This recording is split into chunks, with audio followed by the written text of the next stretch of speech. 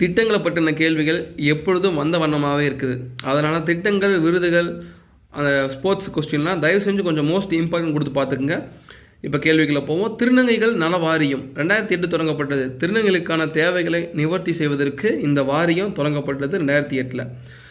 திருநங்கைகளுக்கான விருது 2020 மூன்றாம் பாலினத்தவரின் நலனுக்காக சிறந்த பணிகள் செய்துள்ள திருநங்கைகள் மற்றும் அவர்களின் சொந்த முயற்சியில் அவர்களை ஊக்குவிக்க ஒவ்வொரு ஆண்டும் ஏப்ரல் 5 அன்று விருது பரிசு வழங்கப்படுது.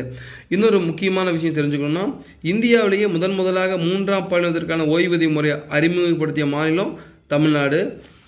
இன்னொன்று, ஜூன் 3, 2021 முத்தமிழர் கருணாநிதி அவங்க பர்த்டே 98வது பிறந்தநாளை முன்னிட்டு மாற்றுத்திறனாளிகள் மற்றும் மூன்றாம் பாலினத்திற்கு நகர பேருந்துகளில் கட்டணமில்லா பயணச்சலுகை அறிவிக்கப்பட்டிருப்பாங்க. 2022 மகளிருக்கு அறிவிச்சிருப்பாங்க. 2021 இவர் பர்த்டே அன்னைக்கு அறிவிச்சு